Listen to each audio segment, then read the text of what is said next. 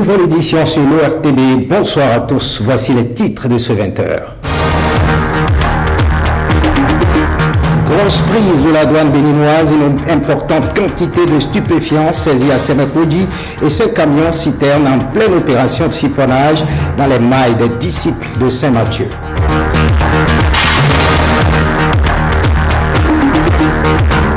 La colère monte à Kadjiaon, à Cotonou. Le dépotoir final d'ordures érigé au cœur de ce quartier suscite l'indignation des populations.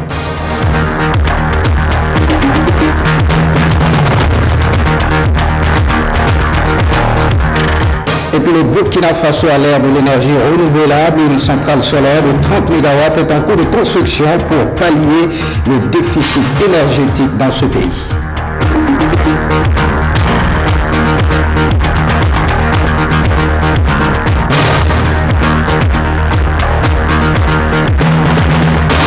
À nouveau, bonsoir, bienvenue si vous nous rejoignez. On ouvre par cette prouesse de la douane béninoise, la douane qui vient d'opérer une grosse saisie de drogue à la hauteur du carrefour Sémékodji. La moisson de l'opération conduite par le service d'intervention rapide Atlantique Littoral a été présentée à la presse avant d'être incinérée. Suivant le compte-rendu de Roch Akoim. À bord de ce véhicule branlant, ces deux individus trafiquants de drogue en provenance du Nigeria. Intercepté par les éléments du service d'intervention rapide Atlantique Littoral des douanes, il a été retrouvé en leur possession 24 plaquettes d'amphétamine soigneusement dissimulées dans les parois, coffres et moteurs du véhicule. Différentes instructions du DG Douane, nous avons renforcé un peu les contrôles ces derniers temps sur nos différents axes. C'est ce qui nous a permis aujourd'hui de mettre la main sur un véhicule en provenance d'un pays de la sous-région contenant 54 kg de drogue. Aussitôt, nous avons alerté le CERTID, la gendarmerie et le parquet pour que la procédure en la matière soit faite. Ceci est le résultat du nouveau dynamisme insufflé à l'administration des douanes qui promet maintenir la veille. On ne peut rien faire sans les renseignements. Cela n'a été possible que grâce à la contribution de la population, des gens qui nous ont filé l'information, et les agents ils ont fait preuve d'efficacité pour pouvoir arrêter cette drogue-là. De toutes les façons, nous mettons tout en œuvre pour que tous ceux qui passeront, en tout cas par notre territoire, par les mailles de la douane béninoise, puissent être arrêtés. Les individus, quant à eux, seront présentés au procureur de la République pour la suite des enquêtes. Mais avant, le sort du stupéfiant est connu. Le procureur m'a chargé, avec le substitut, de venir réceptionner le colis et de procéder directement à la destruction. Et il va penser à l'acquisition. Nous ne voulons plus garder de la cocaïne ou de la drogue dans nos salles de scellé. Et ça permet aussi à ceux qui ont saisi d'avoir la conscience un peu dégagée, le cœur net. Et le chef de l'État nous avait dit toujours, lorsqu'il y a une saisie, de procéder directement à sa destruction pour éviter éventuellement des fraudes ou bien des substitutions. Le paquetage fait, direction à Djabo, où les 54 kg 540 g de l'amphétamine saisie ont été incinérés sous le regard du greffier en chef de l'OCERTID et de la douane béninoise. Mais le cap se porte au niveau à l'Assemblée nationale où la page du budget général de l'État gestion 2014 exécutée sur ordonnance vient d'être tournée. C'est à la faveur de la plénière du mardi dernier qui s'est penchée sur la loi de règlement définitif du budget général de l'État exercice 2014. C'est après un débat houleux sur les incohérences constatées dans son exécution. Emilienne Fayomi nous en dit davantage. Le projet de loi de règlement définitif du budget général de l'État gestion 2014 a frôlé le rejet à la plénière de ce mardi 21 juin 2016. Les députés, après l'exposé du contenu du dossier, ont eu des griefs très acerbes contre la gestion de ce budget qui avait été voté par ordonnance numéro 2014-01 du 2 janvier 2014. En effet, sur une prévision totale de 1127 milliards 502 millions, les ressources ont été réalisées en 2014 pour 934 milliards 688 millions de francs CFA, soit un taux de réalisation de 83% contre 88% en 2013. Nous avons également tous pris connaissance que c'est récurrent que toutes nos lois de règlement ont eu de ces genres de recommandations. Et c'est pour ça que nous avons pris la décision ensemble ici de voter cette loi et en même temps d'exhorter le nouveau gouvernement à faire en sorte que les réformes interviennent pour que désormais nous ayons des tests qui puissent avoir moins de critiques. La Cour suprême a relevé plusieurs irrégularités par rapport à la manière dont ce budget a été géré. Le juge des comptes de l'État a décelé, entre autres, la persistance de la pratique d'exécution de dépenses en l'absence d'autorisation budgétaire, la mauvaise structuration du document budgétaire, l'ambiguïté de la nature du budget annexe et l'utilisation inappropriée des fonds de concours, les dépassements irréguliers de dotation budgétaire. Le budget n'a pas été voté par le Parlement. Ça, c'est un fait. Il a été exécuté avec des irrégularités fortes notées par la Chambre des comptes. Et la conclusion de la Commission, c'est que malgré ces irrégularités, la Commission nous demande simplement donc de voter la loi de règlement sans tenir compte donc de la qualité des dépenses. Même si je partage les remarques de la Chambre des comptes, il faut avouer que c'est le même budget, là où le fonctionnement, là où l'investissement. Et de chaque année, nous avons toujours un déficit qui est en partie compensé par les ressources extérieures. Mais lorsque vous n'avez pas fini de consommer, qu'est-ce que vous allez investir? En réalité, l'investissement, c'est le revenu moins consommation. Mais voilà que la masse salariale seule avoisine 50%, 45-48%. Et nous avons assisté malheureusement, c'est vrai qu'il y a des syndicalistes ici, mais je ne vais pas avoir peur de le dire, chaque année, c'est des questions de grève. Et on demande, et il n'y a aucune corrélation entre le travail qui est fait dans l'inflation et le salaire qui est payé. Le projet de loi portant règlement définitif du budget général de l'État, gestion 2014, est adopté à l'unanimité des députés présents, moins une voix contre. Merci, nous avons fini avec ce texte. Au thème des débats, malgré les divergences, le projet de loi de règlement définitif du budget 2014 a été voté. Audience au cabinet du président du Conseil économique et social, Pablo Bian, a tenu une séance de travail ce matin avec le ministre Joseph Diogbenou en charge des relations avec les institutions. Il a également reçu à son cabinet d'autres personnalités. Le point des audiences au CES avec Aurélie Sauton. Cette séance de travail et d'échange entre le président du Conseil économique et social et le ministre Joseph Diogbenou s'inscrit dans le cadre du renforcement des relations et de la coopération entre le gouvernement et les institutions de la République, dont le CES. Entre autres sujets examinés par les deux hommes, les travaux de la Commission des réformes administratives et politiques. Nous avons examiné tout ce qui est en essence en ce qui concerne le Conseil économique et social. Et deuxièmement, vous savez que nous sommes dans un processus de réforme fondamentale de nos institutions. Et de ce point de vue, nous avons échangé quelques opinions là-dessus. Vous savez très bien les points que le président de la République a soumis à l'appréciation de la commission en charge des réformes politiques et institutionnelles. C'est sur ces points-là que la commission a travaillé, et c'est sur ces points que nous avons, dans la méthodologie que nous avons appliquée, interrogé la plupart des institutions.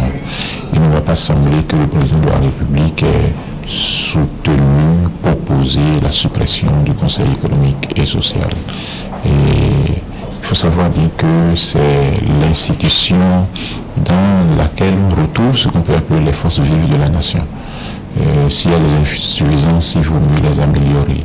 Amadou Kanoté, directeur de l'Institut panafricain pour la citoyenneté, les consommateurs et le développement, a été la deuxième personnalité reçue par le président Tabek Bien. Il est allé lui exposer un certain nombre de préoccupations relatives à la politique de santé en Afrique de l'Ouest. La majeure partie de nos pays en Afrique de l'Ouest, aujourd'hui, ont mis en place, ont voté, ont adopté des lois pour la couverture maladie universelle. Il s'agit, pour des innovations sociales aussi importantes, de nous assurer que c'est irréversible, de nous assurer que les 80% de la population dans nos pays qui n'ont pas la possibilité de se soigner si jamais ils tombent malades puissent accéder aux soins de santé.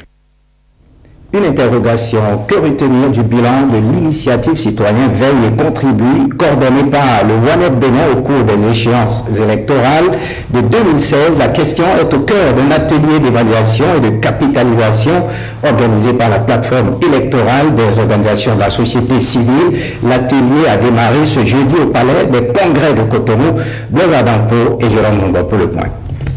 La plateforme électorale des organisations de la société civile évalue et capitalise les acquis de l'initiative Citoyens, Veille et Contribue. Et le présent atelier a pour objectif d'apporter les contributions pour affronter les prochaines échéances électorales.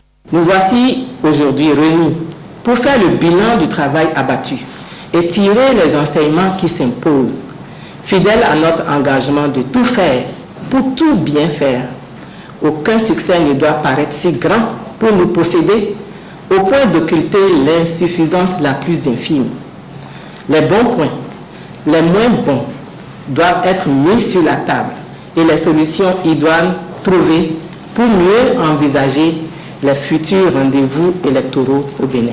Le vice-président de la plateforme est revenu sur les activités qui ont marqué la période électorale de 2016. Nous avons donc assuré la veille et le suivi permanent des défis qui ont caractérisé les deux tours du scrutin présidentiel de 2016 relativement à la production, à la distribution des cartes d'électeurs, aux mesures nécessaires à la sécurisation et à la transparence du scrutin, à la campagne électorale, aux velléités de fraude électorale et à la préservation de la paix dans notre pays. Nous ne saurons jamais être efficaces si au départ, un partenaire technique et financier, je voudrais citer aussi Open Society Initiative for West Africa, pour ce qui concerne ces élections présidentielles, avec propre l'initiative d'accompagner, de structurer la démarche et de donner la capacité aux OSC d'être efficaces et de vous permettre d'observer ce que vous avez pu voir dans ce que nous avons fait. Au terme de cet atelier de 2 jours, les participants auront, entre autres, à réfléchir sur les perspectives de la plateforme électorale et à valider le rapport général d'observation de l'initiative Citoyens, Veille et Contribue. Le Bénin et son avenir, c'est le titre d'un ouvrage aux allures de réflexion sorti par Germain Rodano. L'ouvrage évoque le bilan du président Boniaï et la réforme de notre constitution. L'auteur du livre exprime ses appréhensions et ses espoirs sur le futur du Bénin. Au micro de la télévision nationale, Germain Rodano explique ses objectifs et annonce la tenue d'une conférence de presse samedi prochain au Codian. Écoutons-le. J'estime utile d'écrire cet ouvrage. Nous sortons des présidentielles. Je pense au présent et à l'avenir du Bénin à partir de son passé. Et l'avenir est rayonnant. Les choses s'amélioreront si des mesures sont prises, des décisions sont prises rapidement. S'agissant de ces décisions, je pense essentiellement à la vie des partis. Et il faut que notre vie politique soit financée publiquement. Que l'État, le budget de l'État finance la vie publique et limiter immédiatement le nombre de partis politiques. On ne peut pas espérer développer un pays avec 100, 200 partis. C'est impossible sous tous angles de vue. Ensuite, samedi prochain, j'ai une conférence à faire sur la démocratie, comment améliorer la démocratie du Bénin. Conférence au Codian, comment améliorer la démocratie du Bénin afin de développer notre économie. Nous faisons partie des pays les plus pauvres du monde, il faut agir. Agir sur le tourisme, agir dans l'assainissement des finances publiques, agir aussi dans la transparence de la vie économique et de la vie politique. Tout cela mis ensemble avec la réforme de notre constitution, la réforme de l'appareil judiciaire dans la rapidité, eh bien, notre économie décollera, notre pays sera un grand exemple pour le reste du monde. C'était le cas durant les présidentielles où tout s'est bien passé et notre peuple a montré sa maturité s'agissant de l'élection présidentielle. Il faudra continuer, l'espoir est là. Ce sont de mes attentes, j'en ai parlé dans mes livres, j'en parlerai durant ma conférence, c'est que le gouvernement fasse l'audit de la situation économique du pays, le peuple soit informé dans la transparence, que les choses aillent très vite. Qu'on informe, que la presse, les journalistes qui ont fait un très bon travail s'agissant des élections passées soient informés et que le peuple ait de bonnes informations à temps. Autre actualité, l'association des caisses de financement du Bénin a tenu ce jeudi son assemblée générale statutaire de l'année. À l'ordre du jour, l'examen du rapport d'activité de l'équipe dirigeante à fin de mandature et le renouvellement des instances de gestion de l'institution. Alain de Survaux, Pétroni Lokoso. C'est une assemblée générale qui se tient à un moment important de la vie de l'association des caisses de financement à la base ACFB. Car la relecture des tests organiques de l'institution a révélé que certaines de ces dispositions sont devenues inadaptées à son fonctionnement. Toutefois, pendant la mandature qui s'achève, l'ACFB a réussi à se conformer à la nouvelle réglementation en vigueur en obtenant son agrément pour exercer ses activités dans le secteur de la microfinance. Ce faisant, elle a su se faire classer parmi les grandes institutions financières décentralisées du Bénin. Au niveau de la taille de la clientèle, nous avons aussi connu une évolution importante. Au 31 décembre 2015, nous avons atteint un effectif de 94 393 clients. La direction des innovations et de l'inclusion financière, conscient de la dégradation du portefeuille de certains SFD, reste convaincue que vous ne ménagerez aucun effort pour passer au peigne fin les différents problèmes et trouverez les solutions qui concourent à l'assainissement du secteur.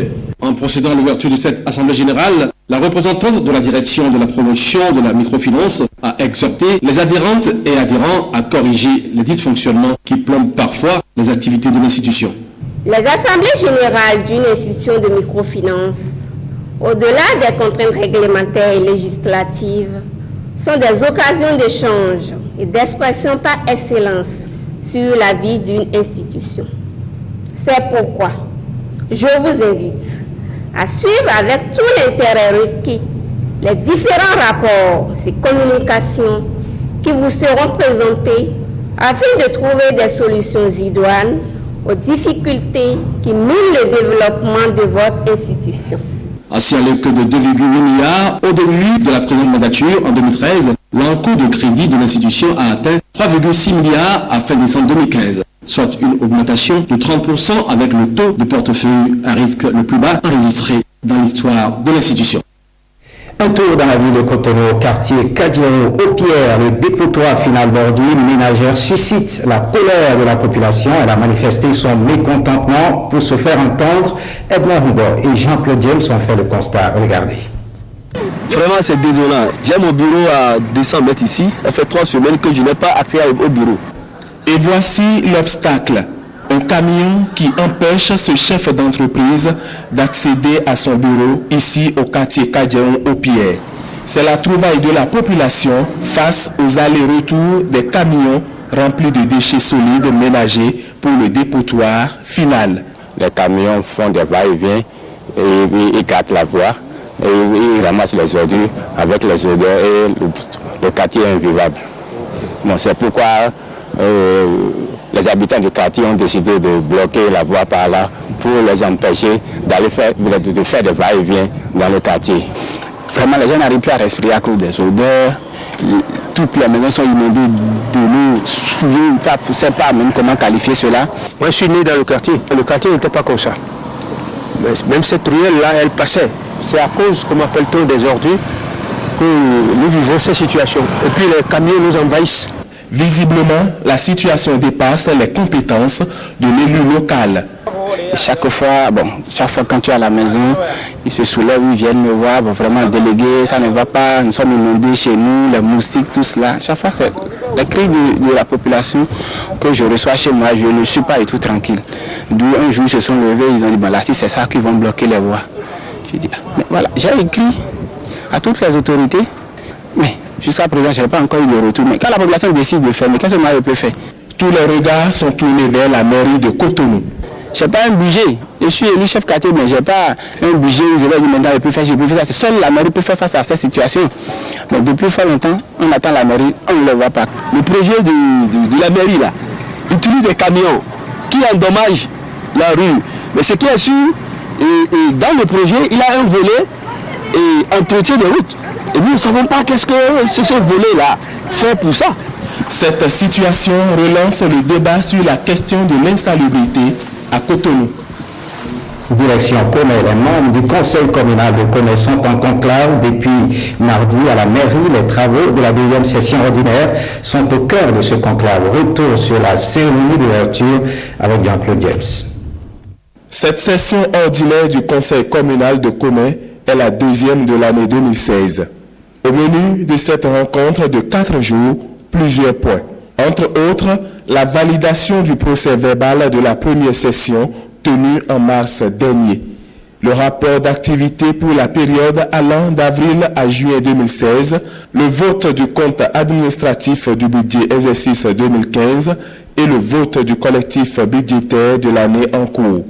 Le projet de création d'un marché de bétail sera aussi examiné.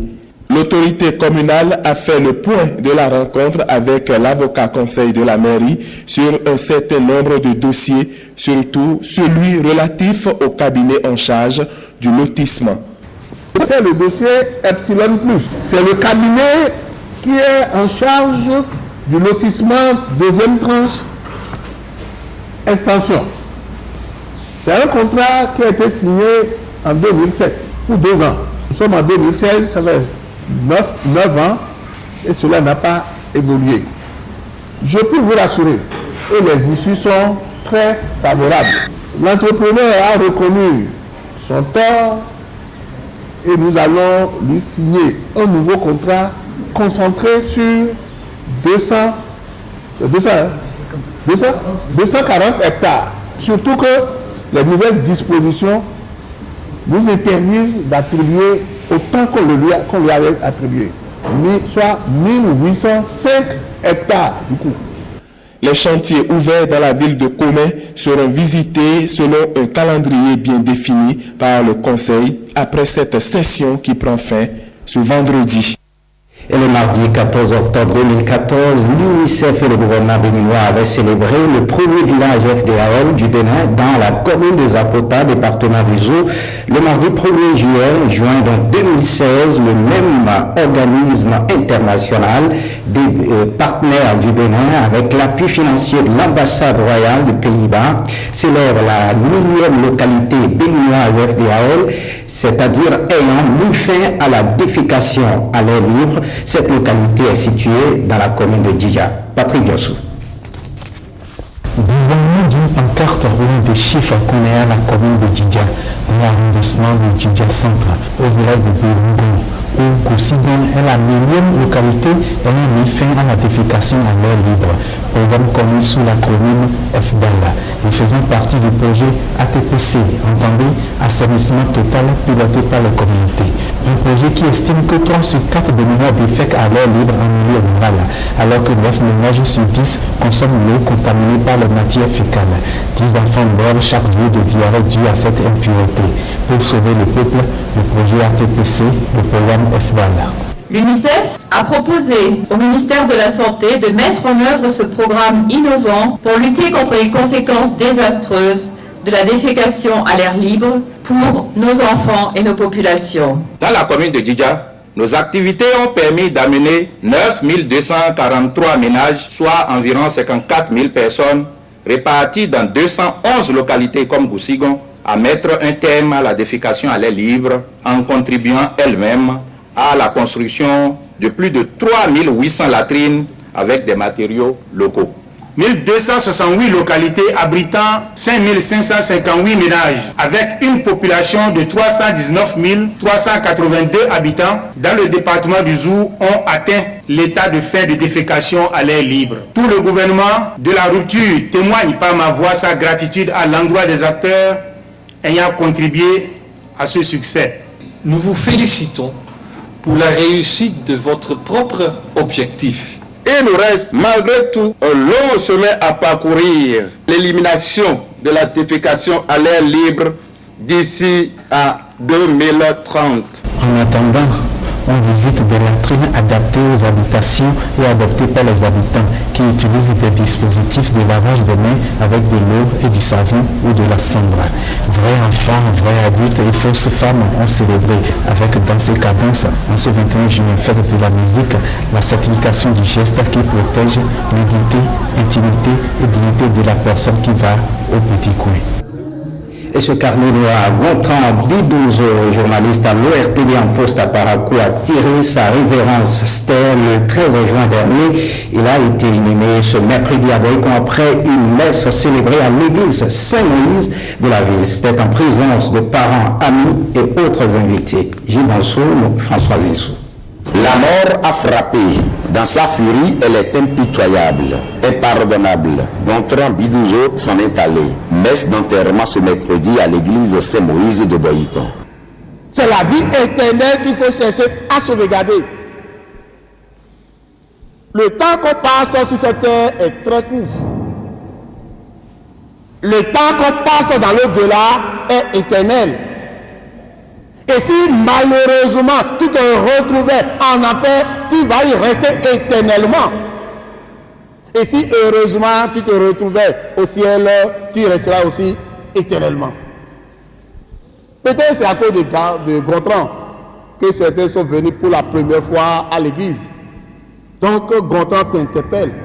Ancien séminariste, Gontran a témoigné de sa foi en Dieu.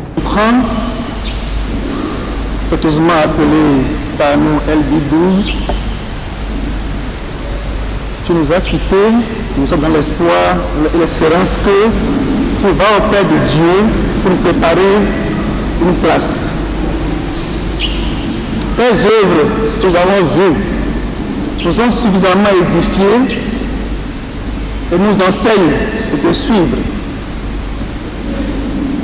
C'est une richesse de vie que nous avons vue. Nous allons les copier et pouvoir te ressembler. La famille et les collègues de service leur un agent, un personnage exceptionnel. Tout est grâce. Permettez-moi avant tout propos de dire les reconnaissances de l'ensemble des camarades travailleurs de l'Office de radiodiffusion et télévision du Bénin à l'endroit de tous ceux qui nous soutiennent depuis l'annonce de la nouvelle du décès de notre camarade Gontran Geoffroy Bidouzo le 13 juin 2016. En ce mercredi noir, où nous n'avons que nos yeux pour pleurer cette douloureuse séparation, nous comprenons avec courage très fébrile cette pensée de Simone de Beauvoir qui disait, citation,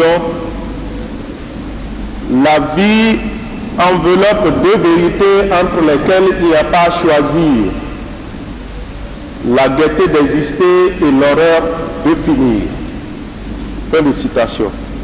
Ici repose désormais le collègue, paix à son âme. Paix à l'âme de notre collègue. La Loterie nationale du Bénin a fait de nouveaux gagnants grâce à son produit de Paris, le Paris mutuel et urbain. La cérémonie de remise de chèques aux gagnants a eu lieu ce samedi au Palais des Congrès de Cotonou, suivi avec Monique Torrent et Wilson Blibla. Le reportage. Ce sont les tout nouveaux gagnants de la Loterie nationale du Bénin. Ils empochent au total la somme de 86 millions de francs CFA pour avoir joué au produit Paris mutuel urbain de la Maison du Bonheur. Le Paris mutuel, qu'on appelle encore PMU de façon courte, c'est un jeu de pronostic sur une course de chevaux. Pour jouer à ce jeu, il suffit seulement de connaître combien de chevaux sont en train de courir. Ça peut être 16, ça peut être 18, ça peut être peut-être un peu moins. Alors, lorsque vous connaissez ce paramètre, qui est le paramètre essentiel, le nombre de chevaux sur la course, au départ de la course, vous avez à choisir pour le tiercé 3 chevaux, pour le quartet 4 chevaux, et pour le quintet ou 4+1, vous choisissez 5 chevaux. Un moment de joie pour les heureux gagnants. J'ai l'habitude de travailler beaucoup dans les journaux et dans les pronostics. Je suis très contente de gagner cette somme. Le directeur de la Loterie nationale du Bénin invite d'autres Béninois à leur emboîter le pas. Ils sont attendus dans l'un des 350 postes du PMU installés sur toute l'étendue du territoire national. Et puis le Burkina Faso œuvre contre le délestage. Le pays vient de lancer la construction d'une centrale solaire, un projet qui permettra dans les prochaines années la production d'une centaine de mégawatts. Fallon qui saisonne. Le Burkina Faso vient de trouver une alternative pour pallier le déficit énergétique, la construction d'une centrale solaire de 33 MW, la plus grande du Sahel, est lancée dans ce pays ensoleillé d'Afrique de l'Ouest, où l'électricité demeure une denrée rare pour plus de 80% de la population. Ce pays compte injecter dans les 5 prochaines années une centaine de mégawatts d'énergie solaire dans son réseau électrique, soit la moitié de ce qu'il produit. Au bout de 14 mois, vous aurez 29 600 panneaux solaires avec une puissance unité de 263 crêtes qui seront implantés sur ces champs. La centrale solaire de Zaktouli ouvre la voie au développement des énergies renouvelables au Burkina Faso. C'est la conséquence des engagements pris lors de la COP 21 à Paris, a laissé entendre le ministre de l'Énergie, des Mines et des Carrières, Alpha Oumar Dissa. En plus de cela, vous allez avoir une technique qui permettra de transformer l'énergie utile des panneaux solaires en courant ondulé et élevé pour qu'on puisse injecter sur le poste des Zaktouli que vous voyez à côté. Environ 31 milliards de francs CFA, c'est le coût global de la construction de cette centrale solaire. L'initiative burkinabé devrait servir d'exemple dans plusieurs pays de la sous-région. Faites ce journal, merci de l'avoir suivi. Retrouvez à 21h la conférence de presse sur la politique foncière au Bénin à 22h, le triomphe de l'amour à 22h30, la Reine du Sud à 23h30, le dernier journal du soir. Retrouvez cette édition sur le site de l'ORTB, www.ortb.bj. Merci de votre fidélité et bonne suite des programmes.